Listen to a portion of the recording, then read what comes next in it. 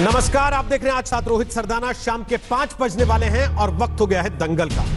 मुंबई में लॉकडाउन के बावजूद बांद्रा स्टेशन पर कल जुटी भीड़ को लेकर एक बड़ा खुलासा हुआ है। आज तक के पास मौजूद एक वीडियो से इस बात का इशारा मिलता है कि स्टेशन के बाहर जुटी भीड़ अचानक अनजाने में नहीं जुट गई थी। इस भीड़ को बाकायदा टाइम देकर वहां जुटने के लिए बुलाया गया था। इस वीडियो में हो रही बातचीत से यह पता चलता है कि लोगों को वहां 4 बजे जुटने के लिए कहा गया था। यह भी उनको सिखाया गया था कि उनसे बातचीत के लिए आने वालों से वो या तो घर वापसी के इंतजाम की मांग करें या फिर 15,000 रुपए की मांग करें। अगर ये सारी बातें सही हैं तो एक बात साफ है कि मुंबई के बांद्रा में कल जुटी भीड़ इत्तेफाक नहीं थी, बल्कि किसी ने सोची समझी प्लानिंग के तहत लोगों को वहां इकट्ठा किया था। अब ये कौन था, इसका पता लगाना जांच एजेंसियों का काम है। ये साजिश किसने की थी, ये जांच एजेंसियों को पता लगाना होगा। हम आपको पहले वो वीडियो दिखाएंगे, उसके बाद इस वीडियो से उठने वाले सवाल। पहले आप ये वीडियो देखिए। बोला था मीडिया वाला आने वाला है, पुलिस वाला भी। टाइम दिया था क्या? हाँ, 4 बजे। 4 बजे तो अभी से खड़े हो गए तुम लोग, बहुत जल्दी खड़े हो गए। क्या करेंगे हम? काहे के लिए? वो गांव जाने के लिए। हाँ तो एक खाना पीना नहीं चाहिए, हम लोग गाँव जाना है बस। हाँ तो एक ही बात करनी है, सब मिलके करो बस, सब मिलके करो। इसकी उसकी सुनने का नहीं, डायरेक्ट बोलना है हमारे में, हमारी कोई सुन नहीं रहा है। गाँव जाने का नहीं तो बोलना भाई एक को 15,000 दे दो, बोलना हम लोग यहीं रहते। ऐसा बोलना है डायरेक्ट, बोलना एक को 15,000 दो, हम लोग यहीं रहते। नहीं तो बोलना गाँव जाने का ना, गाँव भेज दो, बोलना बात कर पैसा दे दो, बोलना पैसा देगा नहीं, ₹1000 देने के लिए साला आधार कार्ड जमा करो, फोटो भेजा, खड़े हो जाओ, देगा खुद ही आके देगा हाथ से।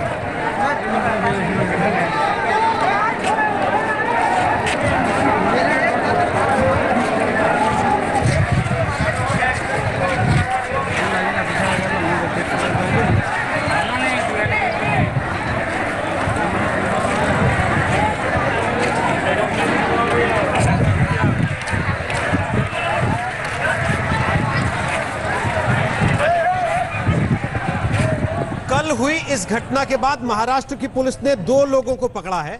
एक विनय दुबे नाम का आदमी, जिस पर आरोप है कि उसने सोशल मीडिया के माध्यम से लोगों को घर वापसी की कोशिश के लिए उकसाया था, और दूसरे मराठी न्यूज चैनल के एक रिपोर्टर को भी पुलिस ने पकड़ा है, जिस पर आरोप लगाया गया कि उसने रेलवे की एक लीक चिट्ठी के आधार पर टीवी पर खबर चलाई कि मुंबई से प्रवासी मजदूरों के लिए ट्रेनें चलेंगी। इस रिपोर्टर से पूछताछ चल रही है, लेकिन इस वीडियो को देखने के बाद यह सवाल खड़ा होता है कि वो कौन था जिसने इन लोगों को समय तय करके स्टेशन पर जुटने के लिए कहा था। वो कौन था जिसने इन लोगों को घर वापसी या फिर 15,000 रुपए की मांग करने के लिए उकसाया था। सवाल यह भी है कि लॉकडाउन की सख्ती के बावजूद इतने सारे लोग स्टेशन पर इकट्ठा कैसे हो गए, और ये सब घर जाने के लिए ही जुटे थे या फिर इनको भड़काकर किसी राजनीतिक मकसद से इनका इस्तेमाल कर लिया गया। आपको एक बार इस वीडियो का हिस्सा आपको दिखाते हैं, जिससे आपको यह पता लगेगा कि इन लोगों को बाकायदे समय देकर बुलाया गया, मीडिया को बुलाया गया, पुलिस को बुलाया गया, और जानबूझकर ऐसा माहौल बनाने की कोशिश की गई। इस वीडियो से संकेत मिलते हैं।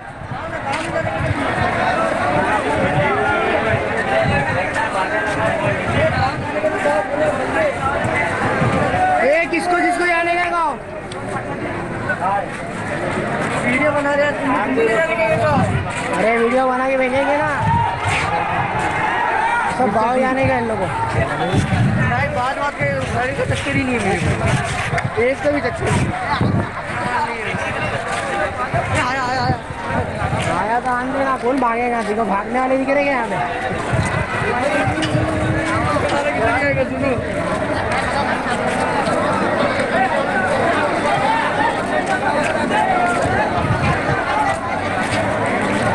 ये कुछ डिसाइड हुआ क्या नहीं? कोई आ रहा क्या नहीं?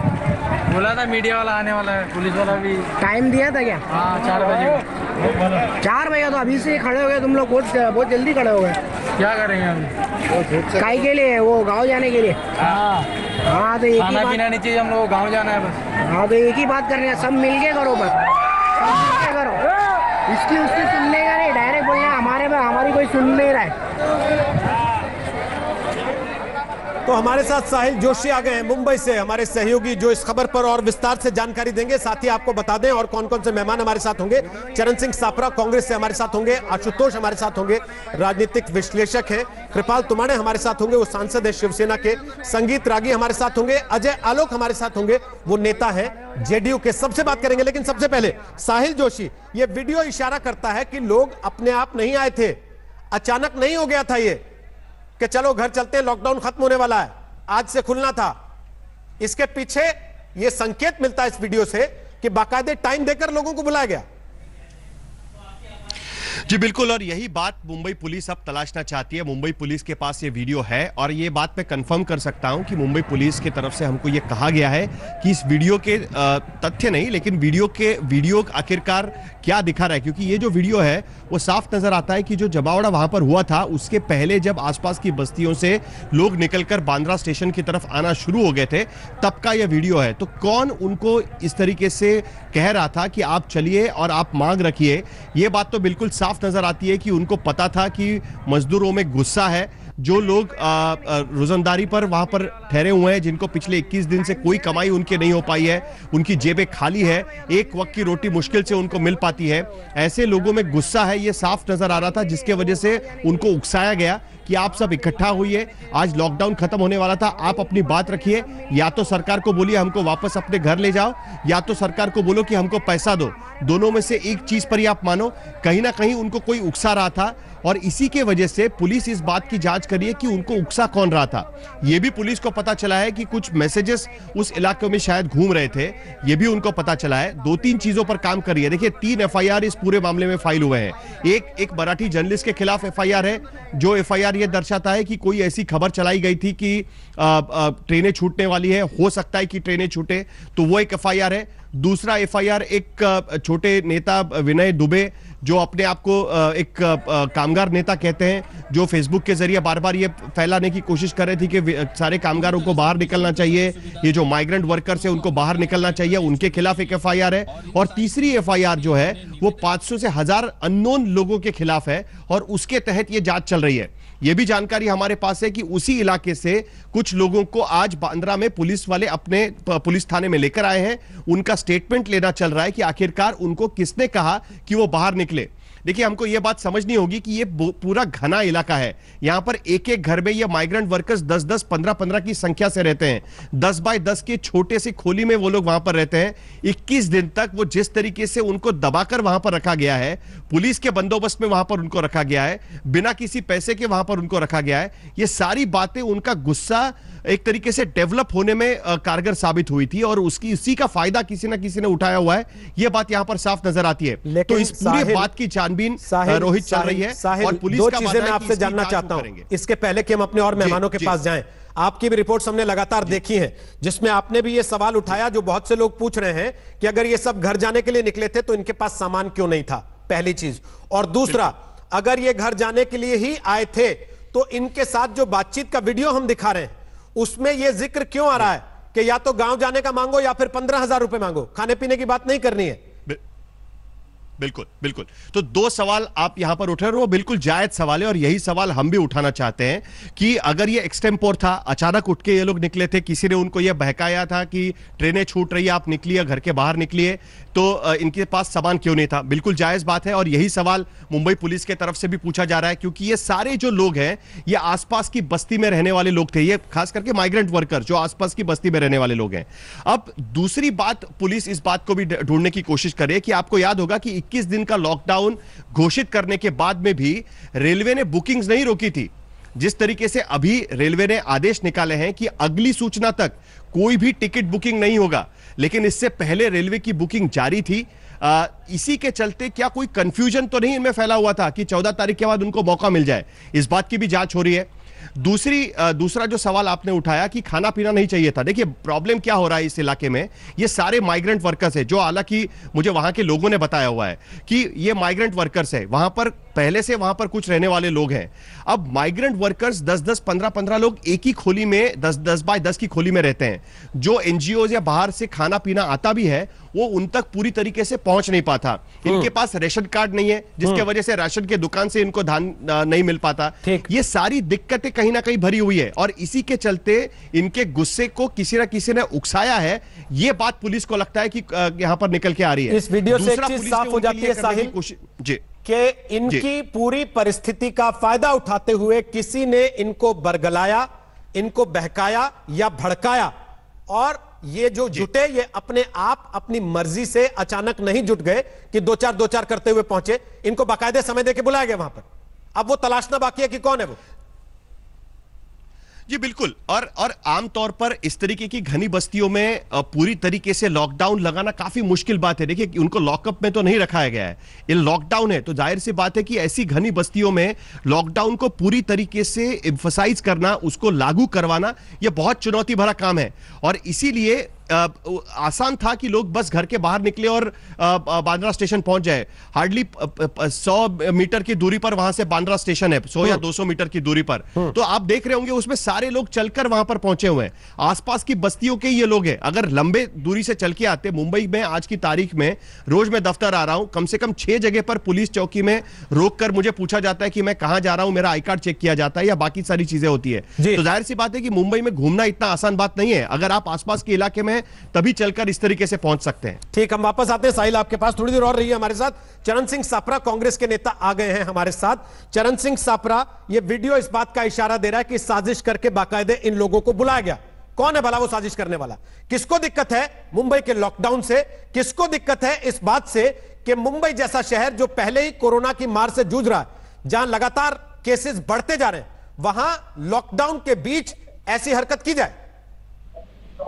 देखिए रोहित जी, निश्चित रूप से जो आपने अभी फुटेज दिखाई है उससे यही सिद्ध होता है कि कहीं ना कहीं किसी ने ये साजिश करी थी, इनको बरगलाया था।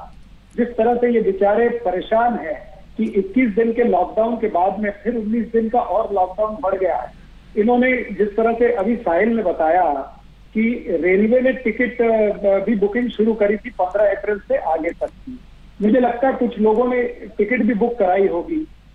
आपको पता है IRCTC ने 39 लाख टिकटें पूरे देश में बुकिंग करी है 15 तारीख से लेकर के 3 तारीख के बीच में जी। तो उसमें से जाहिर है कि कुछ लोगों ने बुकिंग की होगी तो हताश हो गए होंगे क्योंकि लॉकडाउन जो एक्सटेंड हुआ है। उसी तरह से मुझे लगता है कई सारी चीजें, 3-4 चीजें हैं, मैं आपको बताता हूँ। एक तो जो chief commercial manager south central railway का जो एक पत्र घूम रहा था सोशल मीडिया में, जिसमें उन्होंने कहा कि हम जन साधारण स्पेशल ट्रेन माइग्रेंट लेबर के लिए निकालना चाहते हैं। ये वो पत्र है। उन्होंने क्लियर कट अपने डिविजनल मैनेजर्स को लिखा है कि हम ये ट्रेन चलाना चाहते हैं। इसको सोशल मीडिया पर देखते हुए हमारे रीजनल चैनल ने एक न्यूज चला दी और उन्होंने लिखा है कि प्रत्येक विभागातून रेल्वे शुरू करने विचार। विभाग मतलब जिला, यानी ये न्यूज कहती है कि हर जिले से ये ट्रेन शुरू होगी।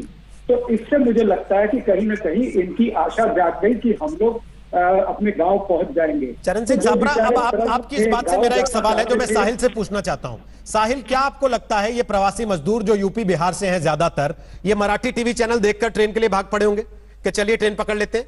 या जो बात हम पहले कर रहे हैं, इनको बाकायदे समय देकर बुलाया गया, इनको कहा गया कि तुमको पैसे मांगने हैं 15,000 रुपए, नहीं तो बोलना है कि हमें घर भेजो, खाने वाने की बात मत करो हमसे, वो भड़का इनके पीछे लगा गया? देखिए मराठी चैनल, एक बात तो है कि मराठी चैनल के पत्रकार के खिलाफ एफआईआर तो दर्ज किया गया है और उसके तहत उसकी जांच भी चल रही है। लेकिन इस पर विश्वास करना थोड़ा सा मुश्किल है कि कोई मराठी चैनल देखकर, और अगर मराठी चैनल देखकर लोग बाहर निकले भी होते तो सिर्फ बांद्रा इलाके में क्यों निकले? होना होता तो पूरे महाराष्ट्र में निकल सकते थे। पूना में माइग्रेंट लेबर्स काफी संख्या में है, नासिक में माइग्रेंट लेबर काफी संख्या में है, मुंबई के पास ठाणे, कल्याण, डोंबिवली, उल्लासनगर, यहां पर माइग्रेंट लेबर काफी संख्या में है, वसई विरार में माइग्रेंट लेबर काफी संख्या में है, तो सभी जगह से हमको अलग अलग स्टेशन पर माइग्रेंट लेबर दिखाई देने चाहिए थे, लेकिन ऐसा नहीं हुआ है। स्पेसिफिकली हमने देखा कि इसी इलाके में, और वो भी बांद्रा स्टेशन के आसपास की जो झुग्गियां हैं, उसी इलाके में इस तरीके की घटना यहां पर हमको दिखाई दी है। तो कहीं ना कहीं ये लोग, और आपने देखा होगा दिल्ली जैसा मामला नहीं था। दिल्ली में बाकायदा बसें लगाई गई थी उत्तर प्रदेश परिवहन की तरफ से, लोग वहां पर चल के आ रहे थे, उनको वहां पर से लेके जा रहे थे। यहां पर ऐसी कोई स्थिति नहीं थी। 1,500-2,000 लोग इकट्ठा हो गए, पुलिस को लाठीचार्ज करना पड़ा और उसके बाद वो लोग अपने अपने घर आसपास की बस्तियों में चले गए। तो बेसिकली कहीं ना कहीं उनको किसी ने बताया होगा, उकसाया होगा, उनकी स्थिति जिस तरीके से वो दिक्कत में है उसका फायदा उठाने के लिए उनके गुस्से को एक तरीके से आग लगाने की कोशिश कहीं ना कहीं किसी ने की होगी। और यही बात पुलिस खंगालना चाहती है कि आखिरकार कहा किसने उसको। और ये बातें पहली भी देखी गई है। जब बारिश होती है तब भी कई बार इस तरीके की अफवाहें फैलती है कि पानी भर गया है, बाहर निकल जाइए, यहां पर पानी घुसने वाला है, या उस तरीके की अफवाहें निकलती है। उसी तरीके की कहीं अफवाह तो नहीं थी। इसकी पूरी जांच वहां पर अब पुलिस करना चाहती है। ओके, चरण सिंह सापरा कुछ कहना चाहते हैं, लेकिन उसके पहले अजय आलोक, मेरा सवाल आपसे है। वीडियो इशारा करता है कि इसके पीछे साजिश है। कांग्रेस का पूरा जोर इस बात पर है कि रेलवे ने टिकटें कैंसिल बाद में की, अगर वो पहले बुकिंग ही नहीं करते तो लोग पहुंचते नहीं। और साथ में जो चिट्ठी वो दिखा रहे हैं जिसमें रेलवे के अधिकारी की तरफ से प्रस्ताव है कि ऐसा हमको करना चाहिए। फैसला नहीं है हालांकि वो, लेकिन प्रस्ताव तो है उसमें, और वो सोशल मीडिया पर वायरल थी चिट्ठी। अजय आलोक। रोहित जी, कल आप ही के चैनल पे बैठ के सबसे पहले ये बात मैंने कही थी कि ये साजिश की तरफ इशारा करता है, क्योंकि बिहार यूपी आने वाला कोई भी व्यक्ति, झारखंड आने वाला कोई भी व्यक्ति, पश्चिम बंगाल आने वाला कोई भी व्यक्ति बिना सामान के रेलवे स्टेशन पे नहीं जाता है। और जो चरण सिंह सापरा साहब कह रहे हैं, तो उनको मैं बता दूं कि रेलवे ने बुकिंग शुरू की थी 15 तारीख से। कल तो लॉकडाउन अनाउंस था। कल शाम को 4 बजे भीड़ कैसे पहुंच गई, वो भी 2,500-3 हजार की भीड़ एक बार में तो नहीं निकली, 30, 40, 50 के जत्थे में पहुंची। क्यों नहीं पुलिस वालों ने रोका? इसलिए मैंने कहा कि कंप्लीट एडमिनिस्ट्रेटिव फेलियर है। ये बिल्कुल साजिश की तरफ इशारा करता है और कुछ नहीं। और दूसरी बात मैं बता दूं, जिनको भी आप लोग शुरू में कह रहे थे आपके रिपोर्टर कि छुटभइये नेता है विनय दुबे, तो मैं बता दूं ये फोकल इंसिडेंस है, ये लोकल इंसिडेंस नहीं है, ये फोकल है जो बांद्रा पे टारगेट किया गया। और वो 2,500-3 हजार की भीड़, उसमें से मुझे आज भी डाउट है कि शायद ही कोई माइग्रेंट लेबर होगा। ये बिल्कुल पॉलिटिकल भाड़े की भीड़ थी, जिसे बुलाया गया था वहां पर, जिसको कहा गया था कि या तो 15,000 मांगो और या नहीं तो ट्रेन के वापस मांगो, जो जानते थे कि दोनों चीज संभव नहीं है। आइडियाज यही लोग दे रहे हैं। और ये लोकल लीडर्स जो हैं, जो छुटभइये नेता आप कह रहे थे, ये छुटभइये नेता सबसे ज्यादा कैटलिस्ट का काम करते हैं भीड़ को भड़काने के लिए, इसमें कोई शक नहीं है। इतने दिन के एक्सपीरियंस से मैं ये बात कह सकता हूं कि भीड़ को भड़काने में छुटभइये नेता का सबसे बड़ा रोल होता है। अब बॉम्बे पुलिस ये काम हरकत कर रही है, इन्वेस्टिगेट कर रही है। और मैंने कल भी कहा था कि उद्धव ठाकरे के सहयोगी ही उद्धव ठाकरे की जड़ें काटने पे लग गए हैं। ये बिल्कुल 100% साजिश का नतीजा है जो कल 2-2.5 हजार की भीड़ जमा हो गई, बिना कोई सामान लिए हुए कि साहब हम जाएंगे वापस, यानी तो हमें 15,000 रुपए दे दीजिए। और मैं बता रहा हूं ये आइसोलेटेड इंसिडेंस नहीं है। अगर हर राज्य सजग नहीं हुआ तो ये हर राज्य में शाहीन बाग की तरह फिर से इस तरह की इंसिडेंस हो जाएगी। कल प्रोग्राम के बाद 6:30 बजे सूरत में भी इसी तरह से 500 लोग निकल गए, अहमदाबाद में निकल गए, हैदराबाद में निकल गए। आपको क्या लगता है ये अचानक 21 दिन के बाद सबको झोंका चढ़ा कि चलो घर की तरफ? ठीक 21 दिन में मानसिक रूप से लोग सेटल हो जाते हैं। ओके, वो मुंबई में 1 से 1.5 करोड़ की आबादी रहती है, जो कि माइग्रेंट पॉपुलेशन है, जिसमें आधे से ज्यादा सेटल कर चुकी है। किसी को हड़बड़ी नहीं है, सारी राज्य सरकारें तत्परता से काम कर रही हैं। कुछ लोग लग गए हैं कि इस माहौल को खराब करना। आप जो बात कह रहे हैं, मैं जरा उस पर साहिल कुछ कहना चाह रहे हैं। साहिल थोड़ा सा रुकते हुए एक बार वो 10 बाय 10 की खोली में रहते हैं, 15-15 लोग एक खोली में रहते हैं, कैसे मानसिक दृष्टि से सेटल होंगे? 21 दिन से उनको एक रुपया वो कमा नहीं पाए हैं। जो ये रोजंदारी पर काम करते हैं, रोज काम करते हैं तो रोज कुछ पैसे मिलते हैं। 21 दिन से उनको एक पैसा नहीं मिला है। जिस तरीके से डीमोनेटाइजेशन के समय पे इन्हीं लोगों के पास पैसा नहीं था, उसी तरीके की स्थिति आज की तारीख में इनके पास है। कहां से वो लोग सेटल हो जाएंगे बताइए मुझे? अगर मानसिक दृष्टि से भी हम मान ले कि वो सेटल हो रहे हैं, तब भी ये कैसे सेटल होंगे? बाहर नहीं निकलना है, कमाई कुछ नहीं होने वाली है, खाने के लिए किसी और पर निर्भर रहना है, कैसे आदमी सेटल होगा? ठीक है, ओके, थोड़ा सा रुकते हुए साहिल आपकी बात का जवाब लूंगा मैं अजय आलोक से। उसके पहले कृपाल तुमाने, सीधा अजय आलोक का यह कहना कि शिवसेना के अपने सहयोगी अंदर खाने इस तरीके की साजिश कर रहे हैं, और दूसरा कि यह एडमिनिस्ट्रेटिव फेलियर है। लॉकडाउन के होने के बावजूद इतने लोग कैसे पहुंच गए? आपका जवाब कृपाल तुमाने, फिर आशुतोष और संगीत रागी आपके पास आ रहा हूं। बोले कृपाल तुमाने। रोहित जी, बात ऐसी है, ये बात तो सही है कि जो छुटभइये नेता होते हैं जी, उसी में से किसी ने उनको उकसाया। विनय दुबे उसमें का एक सबसे बड़ा कार्यकर्ता है जिसने उनको उकसाया है, जिसने सबसे पहले वो पोस्ट डाली थी। और वो पोस्ट डालने के बाद में उन लोगों को ऐसा लग रहा था कि कहीं हम हमारे गांव चले जाएंगे। ये बात भी सही है कि मुंबई में एक एक रूम में 8-8, 10 लोग रहते हैं। जो लेबर क्लास के लोग हैं वो 10-10 लोग उसमें रहते हैं, इसमें कोई संदेह नहीं है। लेकिन इस समय में जो आज हमारे आदरणीय उद्धव जी के नेतृत्व में महाराष्ट्र में इन सभी लोगों का ख्याल पूरे राज्य में रखा जा रहा है।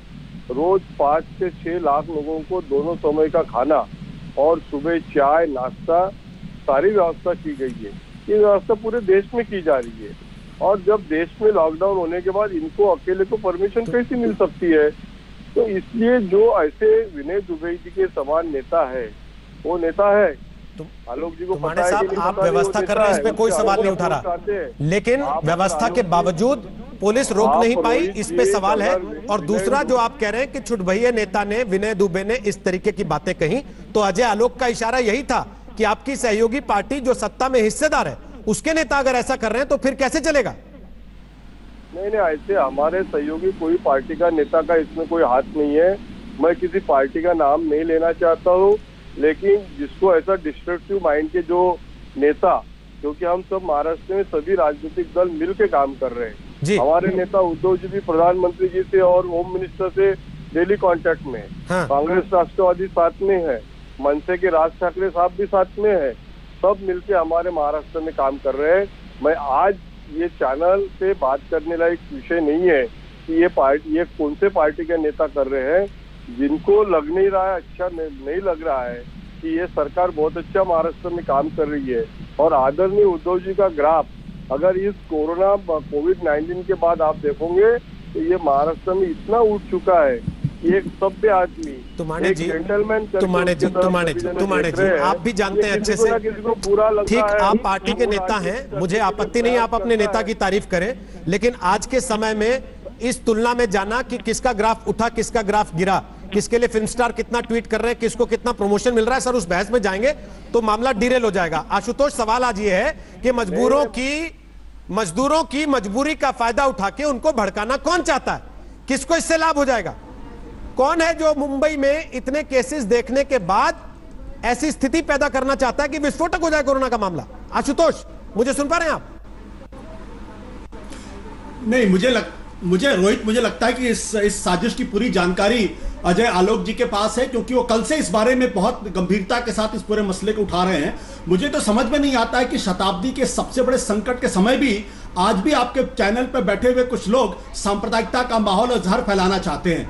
अब इनको यहाँ पे शाहीन बाग याद आ रहा, मतलब ये इतनी शर्मनाक बात है, इतनी शर्मनाक बात है कि भारत जब दुनिया में सबसे बड़े संकट से लड़ रहा हो तब भी बैठ के लोगों को हिंदू मुसलमान याद आता है, शाहीन बाग याद आता है, और ये बताने का प्रयास करते हैं 21 दिन तो सटल, जिनको मुंबई के बारे में जानकारी नहीं, मुंबई में लोग किस तरीके से रहते हैं, आज कम्युनलाइज किया जा सोशल मीडिया पे। बीजेपी के तमाम नेता जो हैं वो कम्युनलाइज करने की कोशिश कर रहे हैं। ये हो क्या रहा है?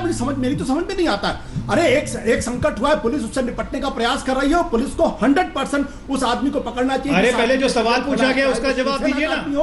जो सवाल पूछा गया है, मेरा सवाल बहुत साफ है, कांग्रेस पार्टी का यूपी बिहार और चाहे वो जनता दल यूनाइटेड का हो, चाहे वो जनता दल यूनाइटेड का आदमी हो, तो भी उनके खिलाफ कार्रवाई होनी चाहिए। ये अजय आलोक जैसे लोग, ये अजय आलोक जैसे लोग जो हैं ये हर टीवी चैनल पर जाकर सिर्फ सांप्रदायिक मामला फैलाते हैं, सिर्फ सांप्रदायिकता फैलाने का काम अजय आलोक जैसे लोग करते हैं। पता नहीं उनको नीतीश कुमार उनको नीतीश कुमार की तरफ से परमिशन है या परमिशन नहीं है, क्योंकि मुझे याद पड़ता है कि जनता दल यूनाइटेड के प्रवक्ता के आशुतोष जी, आपका चेहरा दिख नहीं रहा है। एक सेकंड अजय जी, एक एक करके बोलते हैं, एक एक करके बोलते हैं, शाहीन बाग से जोड़ने का प्रयास करते हैं। आशुतोष जी, ये कौन लोग हैं? ये देश को तोड़ने वाले लोग हैं। आशुतोष ये देश को तोड़ने वाले लोग हैं। ये हर मौसम पे आशुतोष जी, शाहीन बाग से जोड़ने का प्रयास करते हैं। आशुतोष जी, आप दिख नहीं पा रहे हैं, नेटवर्क की दिक्कत है, आपको कोई देख नहीं पा रहा है, नेटवर्क की समस्या है, आपका चेहरा नहीं दिख रहा है। इसको भी कोई इस तरह से ना देखे कि आशुतोष ने ऐसा सवाल उठाया इसलिए उनको दिखा नहीं रहे, वो नेटवर्क की दिक्कत है। स्काइप के जरिए या मोबाइल फोन के जरिए सब लोग कनेक्ट होते हैं। मैं आशुतोष वापस आपके पास आता हूं, आप अपनी बात पूरी कीजिएगा। आपने जो सवाल उठाए मैं आपके जवाब अजय आलोक से लूंगा, बाकायदे जो आपने सवाल उठाया उसका जवाब लूंगा।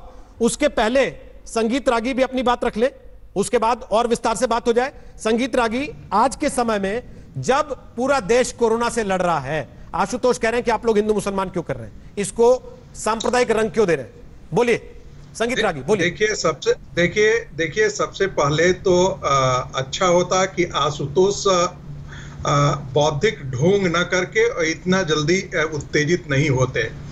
आखिर मरकज यदि नहीं होती तो इस देश में आज के दिन में भारत कोरोना पर कम से कम विजय प्राप्त कर चुका होता। लेकिन एक भी ट्वीट मैंने नहीं देखा है कि तथाकथित बुद्धिवादियों की तरफ से एक भी ट्वीट मरकज वालों के खिलाफ आया हो। जिनके इनके जो बड़े पसंदीदा लोग थे, उन्होंने आज तक राहुल गांधी, सोनिया गांधी, सीताराम येचुरी कहां किस मान में खोए हुए हैं, किस मान में जाकर के बैठे हुए हैं। और ये क्या कारण है कि बांद्रा में जाकर के मस्जिद के पास ही ये लोग आकर के कैसे खड़े होते हैं? वहां से रेलवे स्टेशन जो है वो 1.5 किलोमीटर दूर है। तीसरी बात, आपके ही साहिल जोशी अभी बता रहे थे, और उन्हीं के उनकी रिपोर्टिंग में ही बहुत बड़ा कंट्राडिक्शन है। उसी जगह पर क्यों हुआ? आखिर वैसे ये इलाका आप जानते हैं रोहित जी, ये बॉम्बे दंगे के समय से मरकजों का भी इलाका रहा है। हर समय ये एक टेररिस्ट जब भी अटैक होता था, यहां से आप पूछिए, आप पता कीजिए मुंबई के पुलिस कमिश्नर से। आपके सवाल का जवाब साहिल से ले लेता हूं। नहीं, ये गलत बात कर रहे हैं। आपको सबसे पहले तो इनको रोकना होगा। इनको जानकारी नहीं है। ये एक तो मस्जिद पूरी तरीके से बंद थी। मस्जिद का लाउड स्पीकर इस्तेमाल करके पुलिस ने लोगों को घर भेजने के लिए लाउड स्पीकर का इस्तेमाल किया था। आप ग्राउंड रियलिटी को समझिए। गलत रिपोर्टिंग नहीं होनी चाहिए। जो फैक्ट्स है वो हम सामने रखने की कोशिश कर रहे हैं। वहां पर वो इलाका आप समझिए, वो इस इलाके के बिल्कुल बगल में पूरी झुग्गियां बसी हुई है। ये रिपोर्टर से ही पूछ रहा हूं कि वही नहीं, तो मैं वही आपको बता रहा हूँ, ग्राउंड रियलिटी बता रहा हूँ आपको मैं। आप गलत बात रख रहे हैं। मस्जिद के पास क्यों इकट्ठा हो गए का क्या मतलब है? वहां पर बांद्रा स्टेशन के पास का इलाका आप समझने की कोशिश करिए। आप खुद जाके एक बार देख के आइए। ये इलाका आज का नहीं है, सालों से वहां पर इलाका है, और उसके पास में जो झुग्गियां हैं वहां से लोग निकल कर यहाँ पर आए थे। आप गलत बात मत रखिएगा चैनल पर। बात सही जानी चाहिए, और जो सही बात है वही हम यहाँ पर रिपोर्ट होनी चाहिए। एक सेकंड संगीत रागी, साहिल एक सेकंड रुक तो जाइए ना, मेरी बात तो सुन लीजिए संगीत जी सवाल है मेरा। अरे भाई, केवल चिल्लाने से नहीं होगा, यहाँ के लोग, सुनना भी तो पड़ेगा थोड़ा सा। विपक्ष के नेताओं ने भी सुनना भी नहीं पड़ेगा। लगाया हुआ है। एक सेकंड रुक जाइए ना। बुकिंग जिसका हुआ था उसके बारे में रेलवे ने रिपोर्टिंग की है कि आपका बुकिंग कैंसिल हो गया। अच्छा, एक सेकंड इसलिए रुक तो जो जाइए। कांग्रेस के प्रवक्ता बोल रहे हैं वो भी गलत बोल रहे हैं। अच्छा, एक सेकंड अब रुक तो जाइए। सबसे बड़ी बात है कि ये बहुत बड़ा एडमिनिस्ट्रेटिव फेलियर है। ठीक है, इसमें कोई दो राय नहीं है। ठीक है, सारी चीजें हो रही हैं। ओके संगीत जी, अब थोड़ा सा रुकते हुए जरा इस परिस्थिति को समझते हुए, जिस परिस्थिति में आप लोग बैठ के बात कर रहे हैं, देश की जनता आप लोगों को टीवी पर देखती है, ऐसा मामला आप एडमिनिस्ट्रेटिव फेलियर का सवाल उठा रहे हैं, समझ में आता है। आपको लगता है कि लॉकडाउन होने के बावजूद पुलिस ने उन लोगों को क्यों नहीं रोका, समझ में आता है। आपको लगता है किसी ने उनको उकसाया, किसी ने उनको भड़काया और पुलिस ने उसको अभी तक पकड़ा नहीं, यह सवाल समझ में आता है। लेकिन हर चीज को मजहबी रंग देना, क्या यह जायज है? ऐसी स्थिति में जब पूरा देश एकजुट होकर खड़े होने की आप लोगों से अपील कर रहा है, आप लोगों को खुद नहीं लगता कि ऐसे मौके पर उसे धार्मिक रंग देने की बजाय उन सवालों की तह में जाना चाहिए जिनसे कि ऐसी समस्याओं को निपटाया जा सके? क्योंकि संगीत रागी, ये केवल मुंबई में नहीं हुआ, कल ये सूरत में हुआ, वहां कौन सी मस्जिद थी? ये अहमदाबाद में हुआ, वहां कौन सी मस्जिद थी? ये हैदराबाद में हुआ, वहां कौन सी मस्जिद थी? बताइए। आनंद विहार में जब हुआ, वहां कौन सी मस्जिद थी संगीत रागी जी? क्यों नहीं बोलते हैं? इसलिए आप लोगों को यह समझना चाहिए कि इस समय अगर एक परिस्थिति देश में पैदा हुई है तो उससे निपटने के लिए आप लोगों को, आम जनता जो आपको सुनती है, उनके सामने कम से कम सही ढंग से चीजों को रखने की जरूरत है, ना कि उनको बरगलाने, बहकाने और भड़काने की जरूरत है। अजय आलोक, जो आशुतोष ने आपसे सवाल पूछा उसका जवाब दीजिए अब आप। अजय आलोक बोलिए, फिर चरण सापड़ा आपके पास आ रहा हूं। बोलिए अजय आलोक। मरकज के पास कौन गया था? अजीत डोभाल गए थे या नहीं गए थे? अजीत डोभाल क्या करने गए थे वहां पे? अजीत डोभाल ने क्यों नहीं गिरफ्तार?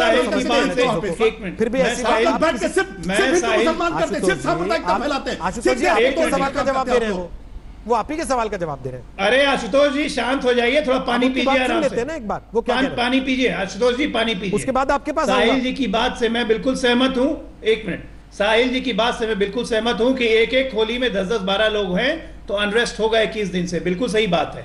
लेकिन साहिल जी से भी मैं जानना चाहता हूं, क्योंकि मैं मुंबई में खुद रहा हुआ हूं, वहां मैंने काम किया है। जो मुझे भी समझा रहे थे कि जी। मुंबई में जानता नहीं हूं, तो मैं मुंबई में रहा हुआ हूं, मैंने काम किया है। अब साहिल जी से मैं खुद पूछना चाहता हूं, क्या बांद्रा और आसपास के एरिया में सिर्फ 2,500-3 हजार आदमी हैं साहिल जी जो बाहर के अप्रवासी मजदूर हैं? कम से कम संख्या होगी तो 2.5-3 लाख में होगी। सिर्फ 2.5-3 हजार बिना सामान के कैसे रेलवे स्टेशन पहुंच गए? नंबर 1। नंबर 2, मैंने सांप्रदायिकता की तो बात भी नहीं की।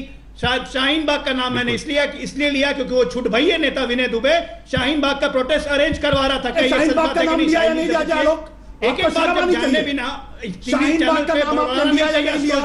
क्यों लिया आपने शाहीन बाग का नाम? बिना एक एक बात जाने बिना बड़बड़ नहीं करना चाहिए। क्या लेना देना शाहीन बाग से? इसका अब नहीं रहे शाहीन बाग का इससे क्या लेना देना है? अजय आलोक क्या बताइए, आप शाहीन बाग का क्या लेना देना है? शाहीन बाग का इससे क्या लेना देना है? आप जैसे लोगों, आप जैसे लोग देश को तोड़ने का काम कर रहे हैं, बर्बाद करने का काम कर रहे हैं। आप जैसे लोग सिर्फ हिंदू मुसलमान करते हैं।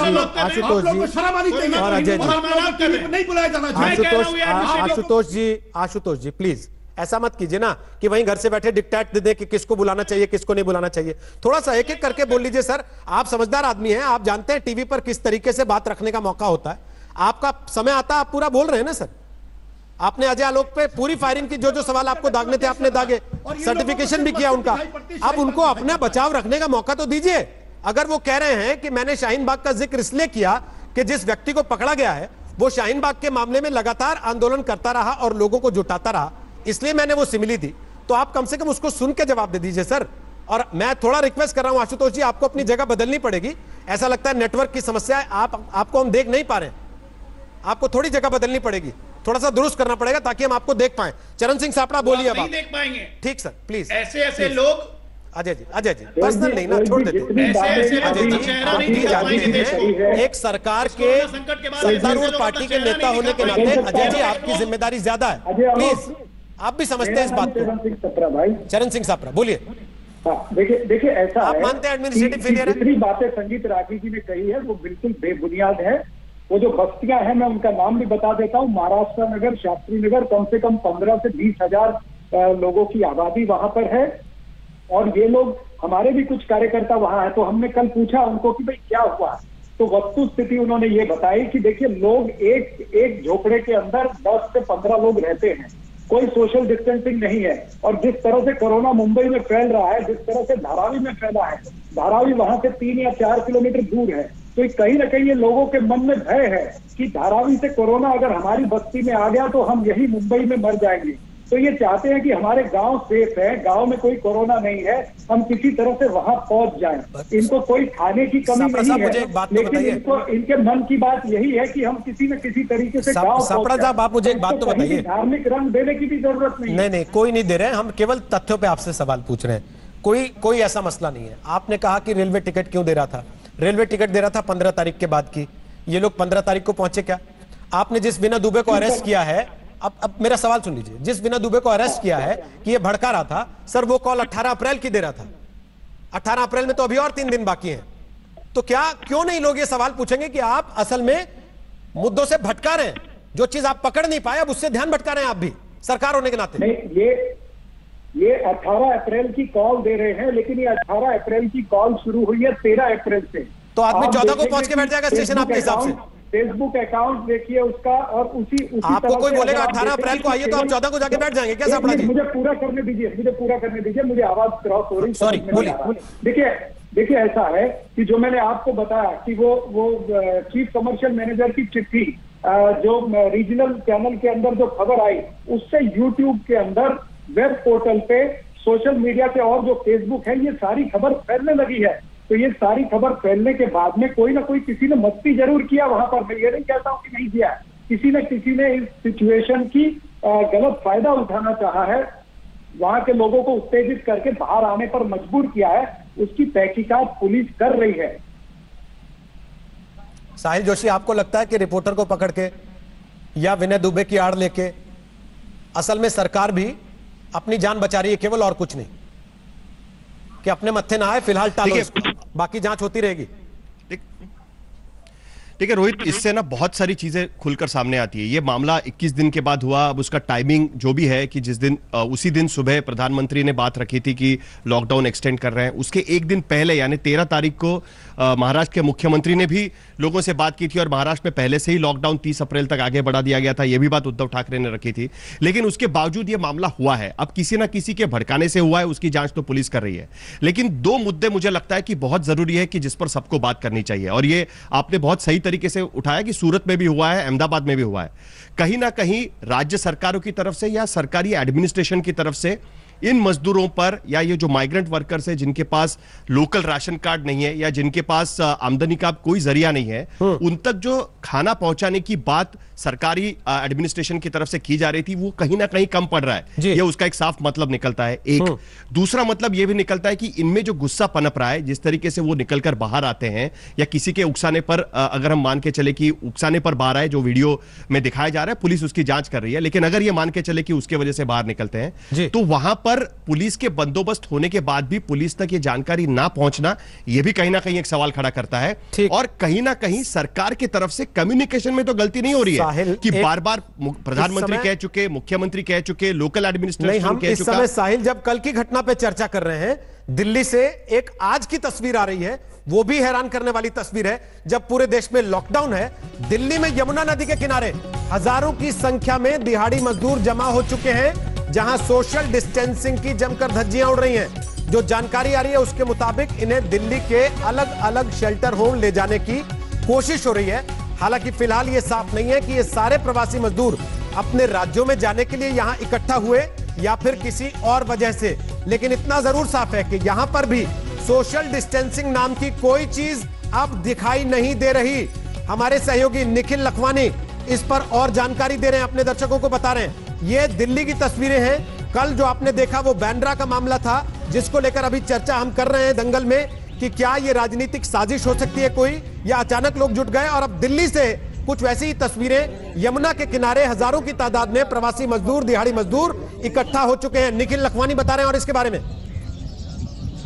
इस वक्त हम कश्मीरी गेट के पास मौजूद हैं। यहाँ का नज़ारा आपको दिखाने की कोशिश करेंगे कि हज़ारों की तादाद में जो लोग हैं वो यहाँ पे देखे जा सकते हैं। आपको बता दें कि जो दूसरा चरण है लॉकडाउन का वो शुरू हो चुका है। सरकार तमाम दावे कर रही है कि लोगों को नाइट शेल्टर में रखा जा रहा है, प्रॉपर खाना मिल रहा है, लेकिन वही दिल्ली में खासकर कश्मीरी गेट के पास जो मैदान है, साथ ही पास में एक ये यमुना भी चलती है। यहाँ पे हजारों लोग कई दिनों से यहाँ पे रह रहे हैं, खाने की व्यवस्था नहीं है। लोगों ने बताया कि पहले के प्रशासन की तरफ से खाने पीने की व्यवस्था हो जाती थी, लेकिन बीते कुछ दिनों से केवल एक ही समय का खाना मिल रहा है, वो भी पास के गुरुद्वारे से कुछ लोग आते हैं, खाना पीना दे जाते हैं। तस्वीरों में आपको दिखाने का प्रयास करेंगे। लगभग हजारों की तादाद में यहाँ लोग मौजूद हैं। सोशल डिस्टेंसिंग तो आप भूल जाइए, जिस तरीके से ये लोग यहाँ रह रहे हैं वो काफी ज्यादा चिंताजनक है। सरकार को इस चीज पे तत्काल प्रभाव से एक तरीके से ध्यान देना चाहिए, जिस प्रकार से ये लोग रह रहे हैं। आपको बता दें कि कश्मीरी गेट के पास जो एक नाइट शेल्टर था, बीते दिनों वहाँ पे आग लगी थी, जिसके बाद कुछ जो लोग वहाँ पे रहते थे, जो नाइट शेल्टर में वहाँ के लोग थे, वो भी अब यहाँ पे चले आए, यहाँ पे पलायन कर दिया, जिसके बाद यहाँ का जो नज़ारा है वो हजारों की संख्या में पहुँच चुका है और लोग खाने पीने की मूलभूत सुविधाओं से भी हाल फिलहाल वंचित है। तो ये तस्वीरें आप देख रहे हैं, निखिल लखवानी दिखा रहे हैं दिल्ली से तस्वीरें। यमुना के किनारे हजारों प्रवासी मजदूर जुट चुके हैं। संगीत रागी, अब बोलिए इसमें भी कोई कम्युनल एंगल ढूंढ लेंगे क्या? अब यहाँ तो कोई मस्जिद नहीं दिख रही होगी आपको। देखिए रोहित, मैं पहले से भी बोल रहा हूँ कि जो शुरुआत में दिल्ली से जो मजदूर पलायन कर रहे थे, उस पे दिल्ली सरकार के ही गलतियां थी। उसमें उन्हीं लोगों ने बसों की सुविधा व्यवस्था की थी ताकि नोएडा बॉर्डर तक उनको छोड़ाया जाए, ताकि वो अपनी जिम्मेदारियों से बचना चाहते थे। यहाँ का मामला अलग है और जो बॉम्बे का मामला है वो बिल्कुल अलग है। आपके पत्रकार बंधु ने जो रिपोर्टिंग की है, उन्होंने सही कहा कि मस्जिद बंद थी, लेकिन क्या कारण है कि वो जो भीड़ इकट्ठा हुई थी 4-5 हजार की, वो मस्जिद के पास ही क्यों इकट्ठा हुई थी? यदि उनको जाना ही था, जब मस्जिद जहां पर होगी, वो अगर वो रेलवे स्टेशन के बगल में मस्जिद है तो आपको वहां पर भीड़ दिखाई देगी ना। मस्जिद के पास भीड़ इकट्ठा हुई, इसका क्या मतलब है? रोहित, सुनिए तो अगर सही। वो इलाका मैं तो वही प्रश्न कर रहा स्टेशन हूं। जाने तक के मैं इलाके तो के बीच प्रश्न में कर अगर रहा मस्जिद है तो उसमें मस्जिद आप क्या कर किसी सकती है? मुंबई से मस्जिद थोड़ी रिपोर्टिंग हटा कर रहे सकते हैं हैं वहां तो से। बेहतर इसके बारे में जानकारी दे रहे हैं। जो मुझे जानकारी है उसके अनुसार मैं आप उसको गलत तरीके से लेके जा रहे हैं। मस्जिद यहाँ पर मामला है ही नहीं। मामला यह है कि उन मजदूरों के पास खाना नहीं है, उनको लगता है कि आप घर जाएंगे तो सेफ रहेंगे, उसके वजह से कोशिश है। एडमिनिस्ट्रेटिव फेलियर उस पर हो सकता है कि उनको खाना वहां तक नहीं पहुंचाया जा रहा है। पुलिस का फेलियर एक बार हो सकता है कि भाई पुलिस के पास इंफॉर्मेशन नहीं थी इसके बारे में। निवेदन है, एक साथ नहीं बोले, एक साथ नहीं बोले। केवल एक सीधी बात है कि वहां पर संगीत रागी दिल्ली में तो अब तो आपके घर के बगल से पूछ रहा हूँ, साहिल अपने इलाके से तो तथ्य रख रहे हैं, आप भी तो अपने इलाके के तथ्य बताइए ना फिर कि ये कैसे हो रहा है दिल्ली में यमुना किनारे। इसके बारे में भी मुंबई पुलिस क्यों नहीं बात कर रही है? सर, मुंबई पुलिस को आज से 7 दिन पहले ही नेताओं ने कहा था कि उस इलाके में इस प्रकार की हरकतें हो रही हैं। रागी, आप जो आज वीडियो देख रहे हैं जिसके आधार पे आपको इस बात की पुष्टि हो रही है कि ये साजिश थी, वो मुंबई पुलिस खुद जांच रही है। मुंबई पुलिस खुद उस वीडियो की पूरी तफ्तीश कर रही है कि इसके पीछे कौन लोग हो सकते हैं।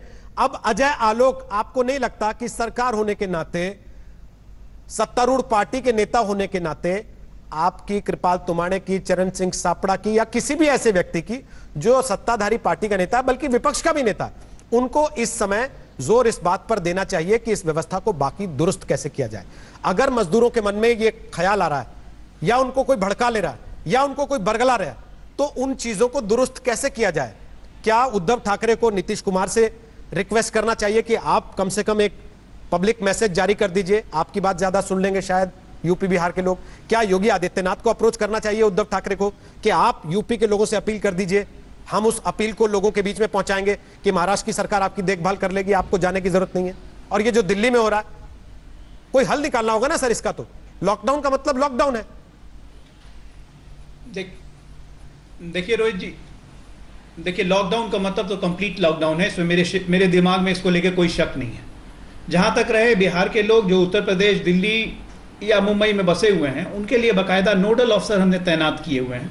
उनको सहायता दी जा रही है, उनके अकाउंट में पैसे जा रहे हैं, उनको व्यवस्था भी दी जा रही है और हमारे नोडल अफसर उनसे लगातार संपर्क में है। मैं खुद कम से कम 4 राज्यों में खुद व्यक्तिगत तौर से संपर्क में हूँ और आपके फुटेज में भी जो चल रहा है, जिनकी आवाजें आ रही हैं आज तक पे, मैं दावे के साथ कहता हूं कि जिनकी आवाजें आ रही हैं आपके फुटेज पे, जो वीडियो आपने चलाया, उसमें से एक भी यूपी बिहार का नहीं है। और राज्य सरकारों की सबसे बड़ी जिम्मेदारी है, किसी की भी सरकार हो। आज उद्धव ठाकरे जी इतना अच्छा काम कर रहे हैं महाराष्ट्र में, शुरू से लेकर अभी तक मैं तारीफ करता हूं उनकी।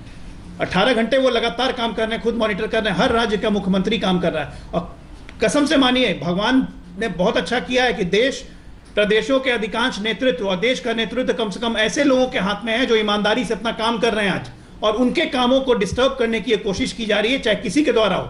ये साजिश है तो बॉम्बे पुलिस उसको पर्दाफाश करेगी और ये देखिएगा आप 21 दिन के बाद फिर हम लोग इस पर डिस्कस करेंगे और ये भूचाल लाएगा। अरे कोई मतलब है साहब, लॉकडाउन मतलब लॉकडाउन। राज्य सरकारों को अश्योर करना है अपनी जनता को कि आप कुछ भी हो, हम आपके साथ खड़े हैं। खाना नहीं हम खाना पहुंचाएंगे, पानी नहीं हम पानी पहुंचाएंगे, दवाई नहीं हम दवाई पहुंचाएंगे। और राज्य सरकारें कर रही हैं, डोर टू डोर डिलीवरी हो रही है। बॉम्बे में नहीं हो रही है क्या? बिल्कुल हो रही है। इसके बाद भी अगर ऐसी तस्वीरें आ रही हैं जैसी मुंबई में आई या फिर आज दिल्ली में आ गई, ब्रेक पर जाने से पहले दिल्ली की तस्वीर आपको एक बार फिर दिखा देते हैं। यह यमुना का इलाका है जहां यमुना किनारे हजारों की तादाद में मजदूर इकट्ठा हो गए हैं। ये दिहाड़ी मजदूर हैं। ये क्यों आए हैं, किसके कहने पर आए हैं, किन वजहों से आए हैं, इसके बारे में अभी तक पता नहीं चल पाया है, लेकिन बड़ी तादाद में लोग यहां जुट गए हैं और सोशल डिस्टेंसिंग की धज्जियां यहां पर भी उड़ रही हैं, ठीक वैसे ही जैसे कल मुंबई के बांद्रा में तस्वीरें दिखी थी। वहां तो सवाल उठ गया कि क्या यह साजिश है, लेकिन दिल्ली में। तो ब्रेक के बाद एक बार फिर आपका स्वागत है। दंगल में आपको 2 तस्वीरें दिखा देते हैं। एक तस्वीर बांद्रा की, कल जैसे हजारों की तादाद में लोग इकट्ठा हो गए थे स्टेशन के बाहर, उसकी अब जांच चल रही है कि उनको बुलाया गया था, भड़काया गया था, बरगलाया गया था, या फिर वो खुद ब खुद आ गए थे ये सोचकर कि ट्रेन पकड़कर घर जाएंगे। आज दिल्ली में यमुना के किनारे हजारों की तादाद में दिहाड़ी मजदूर इकट्ठे हो गए हैं। कारण क्या है ये अब तक पता नहीं चल पाया। इन लोगों को किसने बुलाया, ये क्यों आए यहां पर, इसकी जांच होनी बाकी है। लेकिन लॉकडाउन का उल्लंघन हो रहा है। लॉकडाउन के दूसरे चरण में ये तस्वीरें सामने आई हैं, पहले बांद्रा में और अब दिल्ली में। केजरीवाल से 15 साल बढ़िया सही राज्य कर गई, इन्हें तो ये जीना आराम कर दिया। तो 2 तस्वीरें आपके सामने इस वक्त टेलीविजन स्क्रीन पर हैं। एक तरफ मुंबई, एक तरफ दिल्ली। मुंबई के मामले में पुलिस ने एक राजनीतिक कार्यकर्ता को गिरफ्तार भी किया है और एक पत्रकार से पूछताछ हो रही है, और दूसरी तरफ दिल्ली की तस्वीरें हैं जहां यमुना के किनारे बड़ी तादाद में लोग इकट्ठे हो चुके हैं और सोशल डिस्टेंसिंग की धज्जियां उड़ रही हैं। नमस्कार, मैं हूं अंजना ओम कश्यप। हमें उम्मीद है ये वीडियो आपको पसंद आया होगा। लेटेस्ट खबरों के लिए यूं ही देखते रहिए आज तक और इस वीडियो के पसंद आने पर लाइक, शेयर एंड सब्सक्राइब करना ना भूलें।